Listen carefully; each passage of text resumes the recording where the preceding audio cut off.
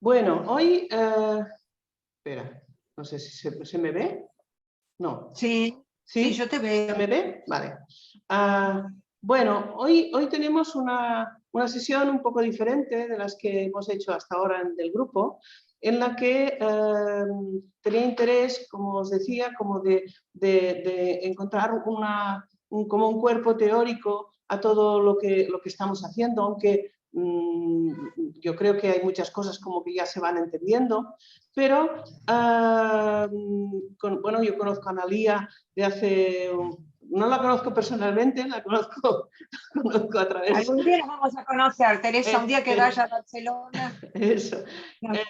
Pero me gustó mucho la exposición que hizo hace un año en el Congreso de Astrología y, bueno, ¿qué deciros de ella, de lo que yo conozco? Analía es una astróloga como yo, que está como muy especializada también en todo el aspecto de la psicología junguiana, y que lleva también, como somos de la misma generación, no lo sé, pero como de la misma época, Sí. los años 80, que estamos en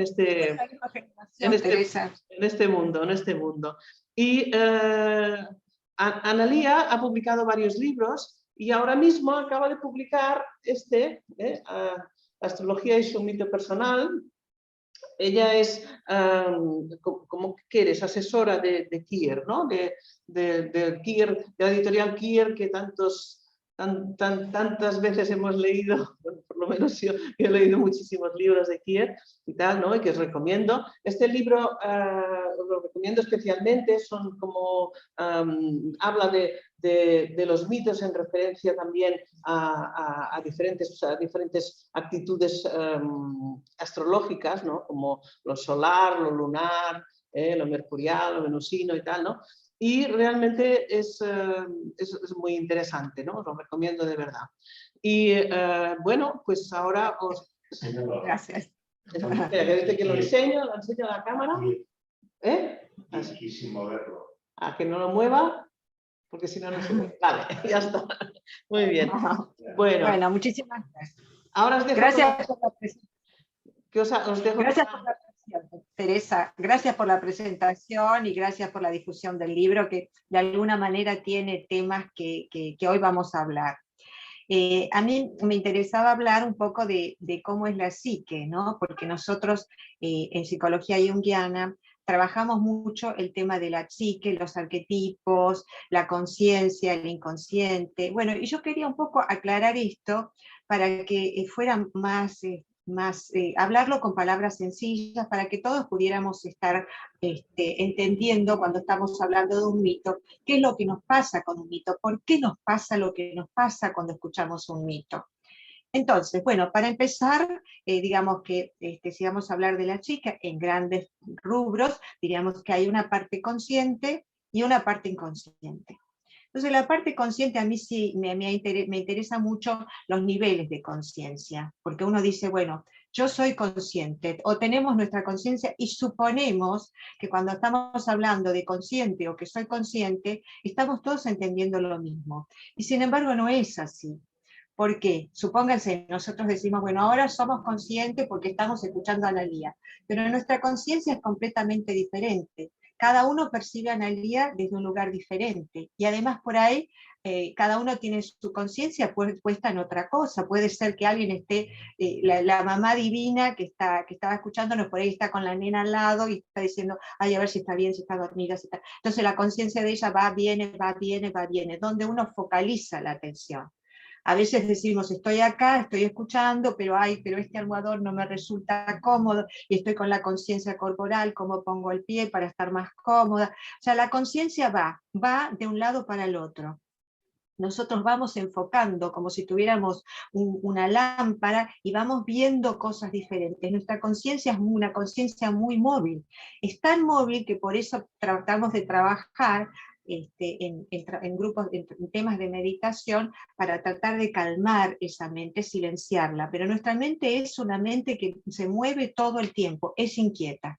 Esa mente a veces toma cosas que vemos del medio y las borra, o tomas y las memoriza. O sea, de acuerdo a la importancia que le demos a lo que estamos focalizando, es como que lo guardamos o no, o pasa de largo. Entonces esto sería como un nivel de conciencia, lo que está, esa mente que se mueve, la monkey mind, como dicen, la mente de mono. Después está, por supuesto, la conciencia de uno a través de la vida, que es, bueno, yo nací en la provincia de Misiones, cuando era chica vine a Buenos Aires, empecé a trabajar esto, mi conciencia a lo largo de mi vida. Esa sería cuando estamos hablando de una conciencia de cuando yo soy consciente y mi conciencia de mí misma a lo largo de mi vida, que también es, se suma la conciencia que se mueve de un lado para el otro todo el tiempo. Después hay una conciencia, que es una conciencia que yo le doy mucha importancia, que es la conciencia colectiva. La conciencia colectiva es algo que no le prestamos mucha atención, pero en realidad es algo que deberíamos prestarle mucha atención, lo que es la conciencia colectiva, que traje acá la tradición, la definición, que es conjunto de tradiciones, costumbres, preconceptos, reglas y normas de la colectividad humana que dirigen la conciencia del grupo como un todo y según las cuales los individuos de ese grupo viven de una manera consciente, pero de forma irreflexiva. Esta conciencia colectiva, nosotros estamos inmersos en mares de conciencias colectivas diferentes. Algunas son de poca importancia, ¿no? Por ejemplo, si nosotros nos saludamos, o antes de la pandemia, por ejemplo, los porteños, los que vivimos acá en Buenos Aires, nos conocíamos, hola, ¿cómo estás? Me presenta una amiga y yo voy y no la conozco y la abrazo y la beso. Bueno, pero si yo voy al interior de Argentina, antes, estoy hablando todo antes de la pandemia, si me presentan a una persona, ya la persona pone así, distancia, no me va a abrazar y besar. Y si me voy mucho más al campo, la persona pone mucha más distancia y me va a mirar de lejos. Cada lugar tiene una conciencia, que son esto que dicen, los costumbres, preconceptos y normas. Esto sería como una idea muy básica de lo que es, cómo nos saludamos, cómo saludamos al otro. Pero la conciencia colectiva nos permea de todo el tiempo de diferentes formas. Por ejemplo, les digo, algo más importante hoy en día es, ¿nos vacunamos o no nos vacunamos? Hay dos conciencias. Una conciencia colectiva que dice, sí, nos vacunamos, nos tenemos que vacunar porque fíjate, si te vacunas, no te enfermas, o si te enfermas no te enfermas grave. Y después hay otra conciencia colectiva que te dice, no nos vacunemos, porque eso no es bueno, nos puede perjudicar, no sabemos qué consecuencias va a tener todo eso. Y nosotros nos movemos, nuestra conciencia individual se mueve como en un mar de muchas conciencias colectivas que no permean. Cuando estamos hablando de una persona, generalmente con nuestros amigos, nuestros grupos de pares, si hablamos con nosotros con astrólogos o psicólogos, tenemos una forma, una percepción de la realidad, una forma de entender. Pero si tenemos que hablar con personas que por ahí no tienen eso, tienen otra forma de entender la realidad y otros conceptos y otras pautas. Y esto es muy importante, ¿por qué? Porque uno puede ver de qué manera las modas entran a través de eso. Y a veces nos venden unas actitudes o formas de pensar que tenemos que volver a pensar, porque lo que dice la definición es que lo hacemos de manera consciente, pero de forma irreflexiva. De pronto incorporamos valores que nos van vendiendo de una manera y sin embargo no los pensamos, la conciencia nos atrapa y quedamos inmersos en esa conciencia. Entonces nuestra conciencia está, digamos, como si fuera bañada o interpenetrada por conciencias colectivas. Esto lo usan muchísimo los políticos. No voy a hablar de política hoy, pero digamos, los políticos son expertos en conciencia colectiva, porque empiezan a venderte una idea, te la venden y después te dicen, bueno, pero esa la hago yo. Esta idea que es buena, que es maravillosa, esto que es fantástico para todos, esto, pero te lo presento yo. Y viene el otro y te dice, no, pero lo bueno es esto, y te lo vemos. Entonces ahí, todo esto es muy trabajado en nuestra sociedad, por eso pienso que es importante tomar conciencia de que no somos siempre conscientes y que por ahí quedamos atrapados en esta parte de la conciencia colectiva. Esto con respecto a lo que tenemos consciente. Tenemos que pensar que la conciencia y el inconsciente no es que es un vidrio que nada pasa, es algo que está todo el tiempo, suben y bajan, sentimientos, emociones, recuerdos que emergen de pronto de una determinada manera, cosas que dejamos en el inconsciente, cosas que uno quiere olvidar, uno manda al inconsciente y del inconsciente a su vez, es como un movimiento, de acuerdo a lo que estemos viviendo, fluyen las energías para el consciente o para el inconsciente. En el inconsciente hay mucho, y ahí es donde vamos, digamos, el inconsciente tiene un inconsciente personal, que seguramente Teresa puede hablar muchísimo mejor de lo que es el inconsciente personal de lo que puedo hablar yo, porque ahí está, digamos, muchas de las memorias que son mis memorias, de las cosas que me pasaron, de las cosas que escuché, de las cosas que aprendí, y que por una u otra razón las mentí en mi inconsciente y quedaron y quedan, y ahí es un reservorio de sabiduría y de dolores, hay de todo en el inconsciente personal, que tiene que ver con nuestra historia y que incluso está, dicen que desde la memoria uterina o desde la de uno, desde memoria uterina o desde el momento del parto, ahí hay montones de memorias que están en el inconsciente personal. Yo siempre digo como un ejemplo, ¿no? Yo tuve hace muchos años un accidente enorme en auto, pero enorme, enorme. Íbamos con una amiga, ella manejaba, yo era la acompañante y atrás iba la madre de ella. El accidente fue terrible, cruzamos una autopista, dimos 4 vueltas, el auto quedó arriba. Bueno, por suerte salimos todas más o menos magulladas, pero no graves. Y la madre de ella, por ejemplo, nunca pudo recordar el accidente. Desde que íbamos por la ruta, ella recordaba siempre que íbamos por la ruta y después que estábamos en un sanatorio. Nunca pudo recordar todo eso. Eso que está en el inconsciente. Siempre esto es un caso extremo de cosas que uno olvida porque son demasiado dolorosas para recordar. Pero hay muchas otras cosas cotidianas que las hemos archivado, o que las vimos, incluso hay cosas que uno que vio y que no registró, y que por ahí con un trabajo terapéutico o un trabajo de hipnosis, recuerda eso y dice, ay, pero sí, yo eso lo vi, pero no me acordaba, y no necesariamente tiene que ser algo especialmente doloroso, por alguna razón, por alguna necesidad interior nuestra, está en el inconsciente personal. Entonces, bueno, yo digo, eso posiblemente Teresa puede explayarse mucho más y explicar un poco más ese tema. Pero bueno, llegamos finalmente a lo que sería el inconsciente colectivo.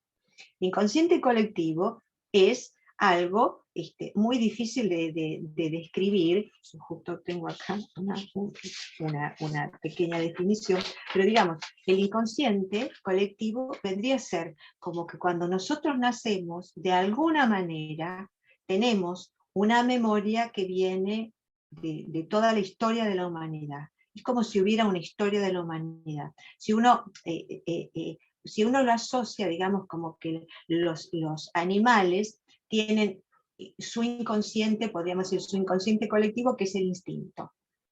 Entonces los animales saben, por ejemplo, los pajaritos, en qué época tienen que volar a otra zona. Hay pájaros que van de un lado de un país a otro país y van y vuelven de acuerdo a la temporada. Y sin embargo, esa forma de instintiva, de moverse, de hacer todo lo que saben los animales, todo ese instinto está asimilado en nosotros en el inconsciente colectivo humano. Es decir, nosotros tenemos en nuestro inconsciente una enorme cantidad de memoria arquetípica guardada, como si tuviéramos la historia de la humanidad y de las cosas que el hombre fue aprendiendo, o patrones que fue conociendo, o historias que fueron pasando, y están guardadas en nuestro inconsciente colectivo. Por eso decimos que cuando nacemos, si bien puede estar la memoria personal previo durante la gestación, pero la memoria del inconsciente colectivo es colectiva, es la memoria de la humanidad, es como si tuviera la memoria de todo lo que pasó en la historia de una manera o de otra,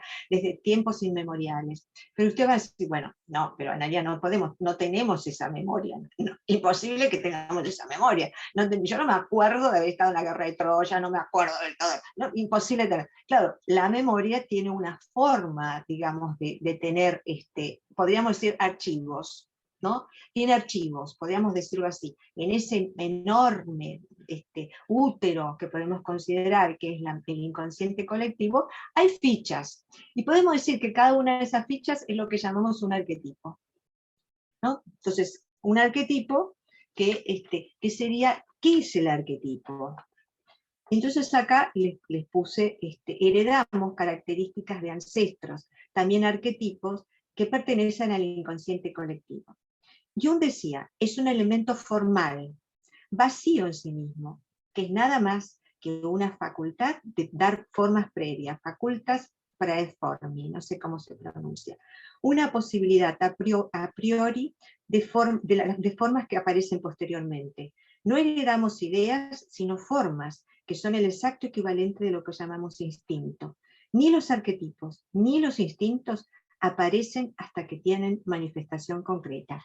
Es decir, en nuestra memoria están esos modelos, esas formas. Son formas que están vacías, pero adquieren forma en la medida en que nosotros, hechos en la vida, hacen que surjan de allí. ¿Qué pasa? Supónganse, yo digo, bueno, un arquetipo podría ser el arquetipo del padre terrible. Uno tiene que pensar que dentro de cada arquetipo hay montones y montones de mitos. Ahí están los mitos. Pasamos del consciente al inconsciente y acá estamos en el inconsciente colectivo. ¿Dónde están los mitos? Los mitos están ahí, están digamos, como en un nivel de enorme profundidad de la conciencia. Y entonces, desde ese lugar están como formas. Si decimos, bueno, ¿qué forma podría ser? La forma del padre terrible. Si yo digo, bueno, el mito del padre terrible. Uno puede ir a culturas de los indios, de indios americanos, puede irse a África, puede ir a diferentes lugares del mundo y siempre va a encontrar un mito u otro mito que tenga que ver con figuras de padres terribles, de padres castradores, como nosotros tenemos la de Saturno, del padre que devora a sus propios hijos, y uno va a una cultura y aparece un mito, va a otra cultura y aparece otro mito. Es decir, nosotros siempre estamos trabajando los mitos griegos, que son mitos como más, con mayor forma, podríamos decir, pero hay mitos más arcaicos y sin embargo siempre van a tener ciertas estructuras que se repiten: la gran madre, el padre terrible, el arquetipo de la hija, el arquetipo de la mujer herida. Entonces nosotros vamos moviendo, esas son preformas, surgen cuando algún evento surge y nosotros nos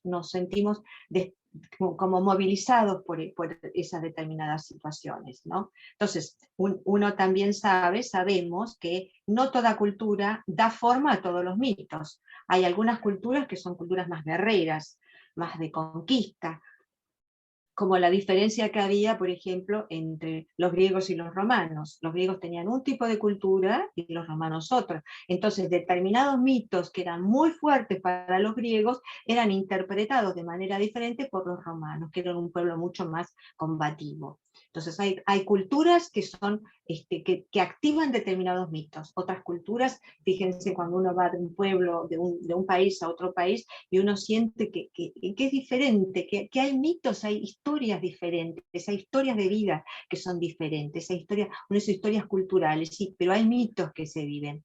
¿Qué sucede? Uno dice, bueno, están los mitos, y los mitos, entonces la mayoría de la gente dice, bueno, un mito es una leyenda histórica que un día a alguien se le ocurrió, a alguien se le ocurrió a entonces fueron inventando leyendas. Pero fíjense que si nosotros tomamos este hilo que yo he tratado de ir de la conciencia hacia el inconsciente, vemos que el mito no es algo que sucedió, que a alguien se le ocurrió.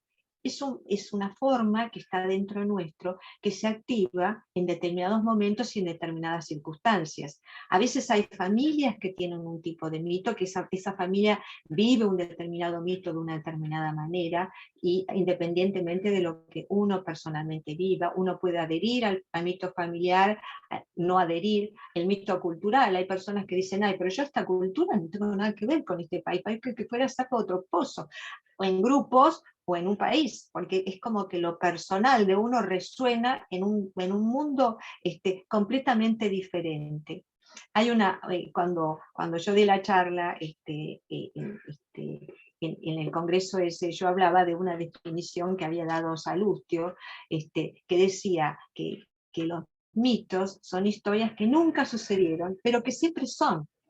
Porque no es que existió alguna vez Saturno que agarró, que quería ganar el poder, y como no quería soltar el poder, él entonces hacía que devoraba a sus hijos para que sus hijos no lo destronaran. Entonces uno dice, bueno, ese es el mito que interpretaron los griegos de Saturno, del padre terrible y del padre castigador. Ese es el mito que él hizo, ¿no?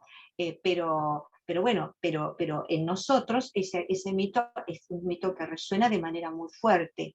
Y entonces, ¿qué pasa? Se actúa de una manera permanente en un lugar o en otro. Es decir, los mitos no fueron historias que nunca sucedieron, pero siempre suceden, siempre siguen sucediendo. Por eso hay padres terribles en diferentes culturas, siempre habrá como guerreros, ¿no? Uno dice, bueno, la historia de Marte, decir, bueno, ¿por qué Marte peleaba, que tenía toda esa historia? Porque la madre dio a luz enojada, no quería tener un hijo con su marido, estaba furiosa, y dio a luz un hijo furioso y enojado.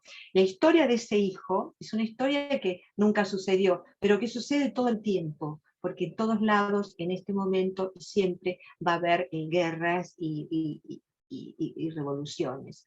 Entonces, bueno, peleas y confrontaciones entre hermanos, y peleas y diferencias, y más que ahora lo vemos, ¿no? Sobre todo en esta época que estamos viendo esa cuadratura en el cielo entre Saturno y Urano, donde hay una confrontación muy grande entre dos mitos, ¿no? Que uno que es el Saturno, que es el pasado, las formas que la persona, que las instituciones quieren de retener situaciones que son del pasado, que no quieren avanzar, que quieren sostener porque tienen el poder, porque el solo hecho de haber logrado lo que lograron les da el poder. Entonces están enquistados en el pasado.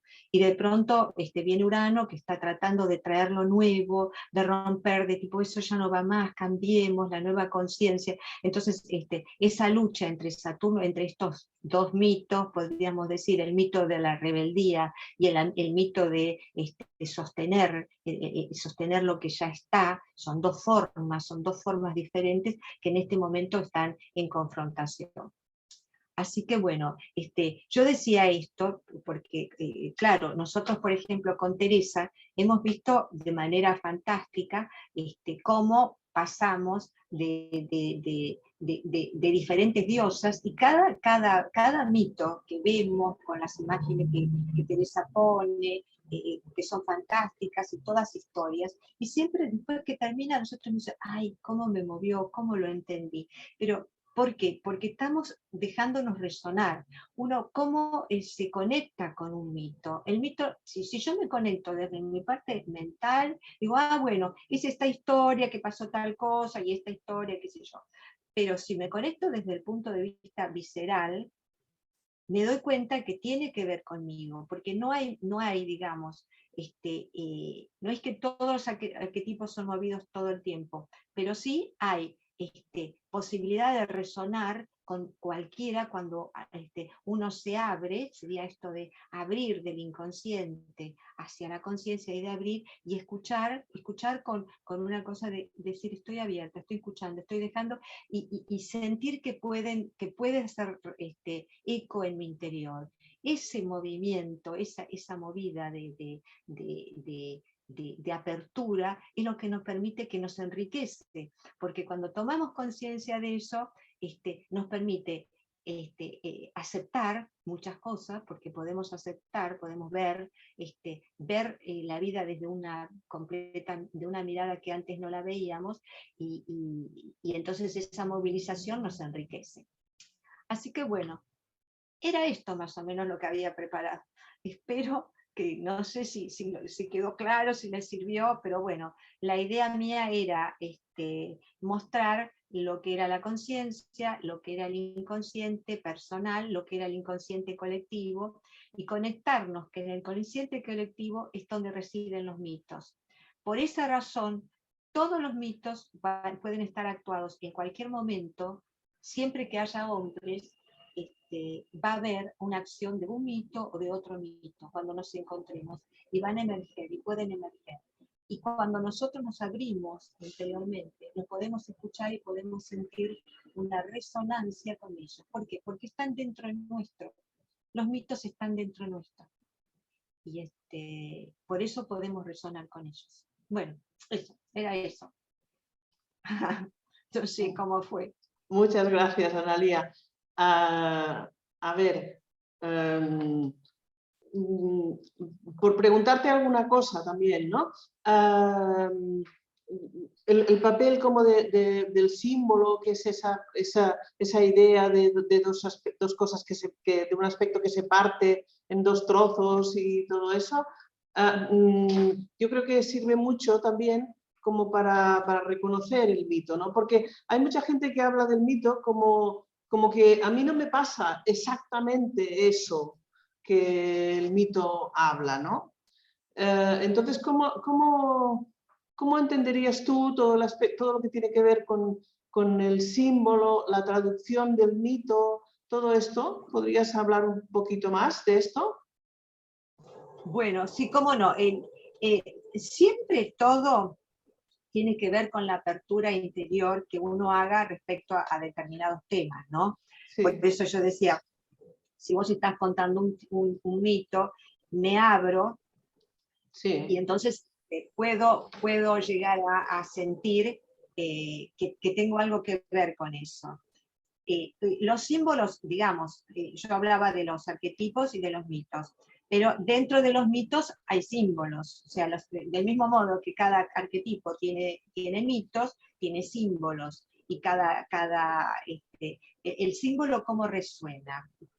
El símbolo podría ser, bueno, contaban que los griegos que vivían en pueblos separados, para los griegos cada ciudad era su país. Iban de una ciudad a otra, era trasladarse a caballo o a pie, o sea, era moverse distancias larguísimas. Entonces decían, bueno, querían hacer un pacto de alguna manera que fuera importante. Supóngase que uno decía, bueno, mira, te presto tal cosa, pero después vos me tenés que dar tal cosa. Y entonces por ahí se separaban y se pasaban años. Entonces, ¿cómo en vez de agarrar un papel y firmar, bueno, yo fulano de tal, como hacemos hoy un escrito, decíamos, bueno, ¿cómo lo hacemos? Entonces tomaban una piedra o un pedazo de cerámica, lo cortaban por la mitad, y uno se llevaba una parte y el otro se llevaba la otra parte. Entonces estaban así, se separaban. Entonces cuando venía, después 10 años, 5 años después, por ahí ya no venía la misma persona, venía el hijo, el heredero, la esposa,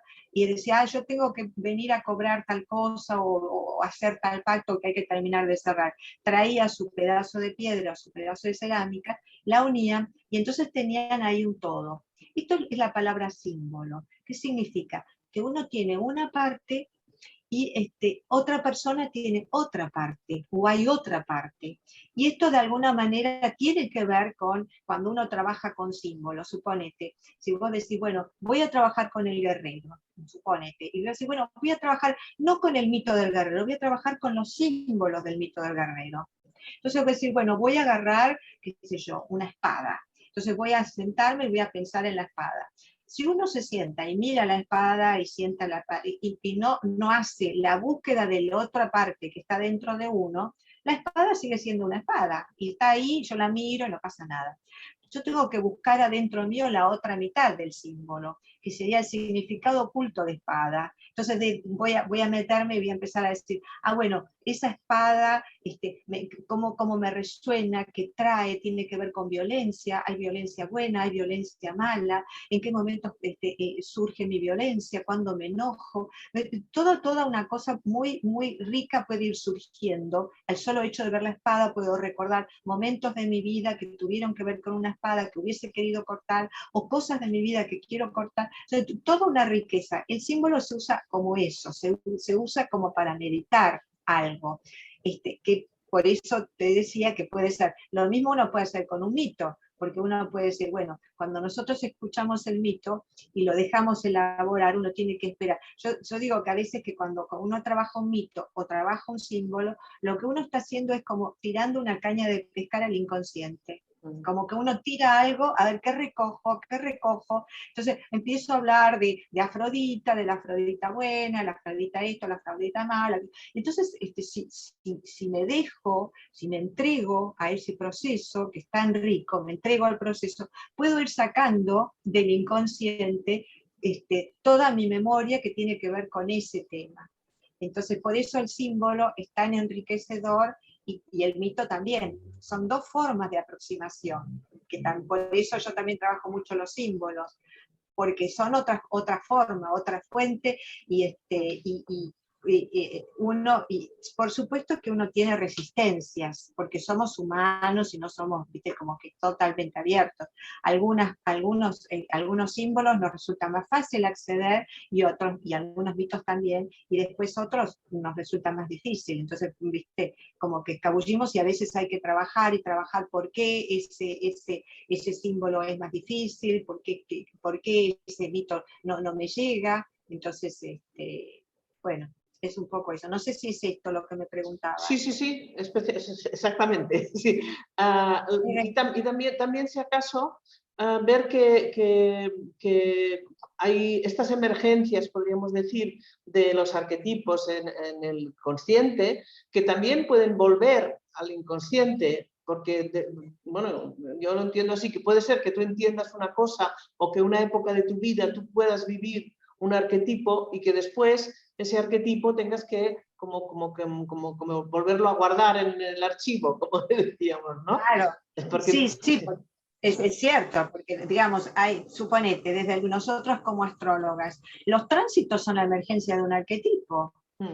Los tránsitos no existe nada más como si te dijera, vos tenés ahora un tránsito de, qué sé yo, de Saturno, por ejemplo, y toda esa rigurosidad, todo lo que trae Saturno a nuestra vida, es el arquetipo del padre terrible. Entonces, ¿qué nos sucede? Y todo lo que hago me parece que es poco, me critico, trato de hacer algo y no puedo, que la vida me rechaza, entonces, y estoy adentro del arquetipo, puedo entrar a niveles más elevados, porque también pasa esto, viste que a mí me interesa mucho el tema de los niveles de conciencia, me interesa muchísimo, porque creo que uno puede vivir un arquetipo en muchos niveles de conciencia, en muchísimos niveles de conciencia, y lo importante es conocer qué significa un nivel de conciencia y qué significa otro para poder elevarlo. Porque si yo te digo, bueno, mira, me pasa eso con un tránsito de Saturno, estoy en un nivel de Saturno,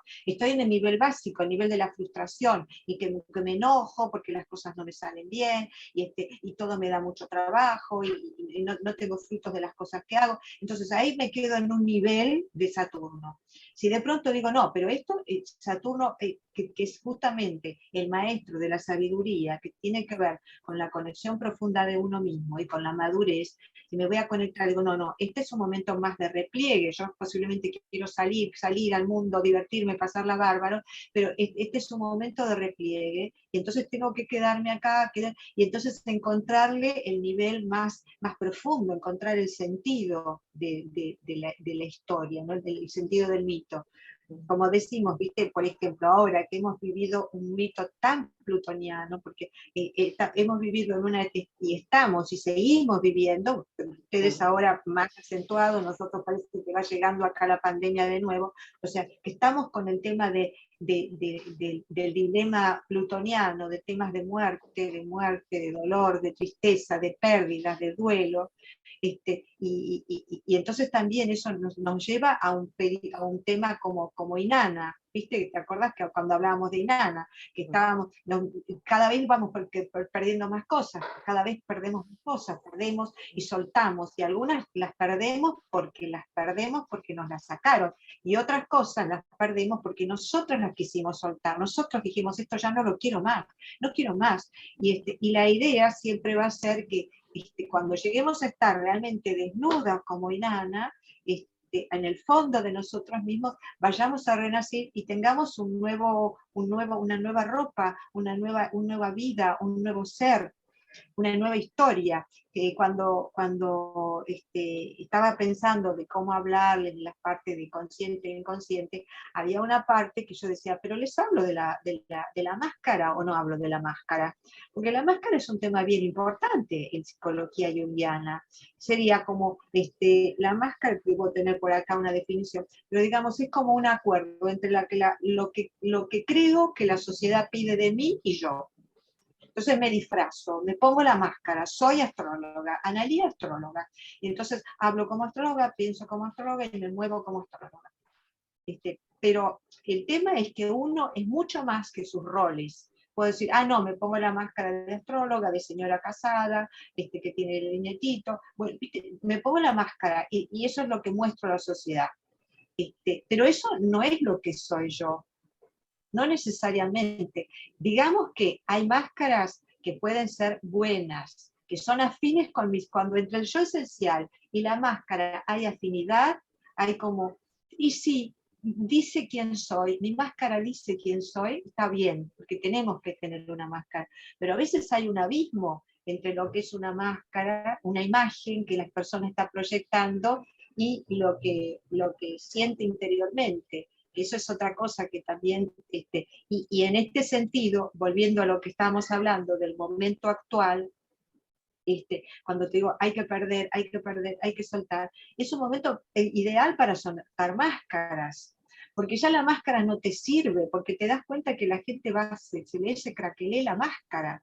Cuando te están contando las cosas que le pasan, viste, momentos vivenciales tan profundos que estamos todos viviendo, y las máscaras se caen, se desmoronan. Entonces, bueno, me fui por ahí. No sé.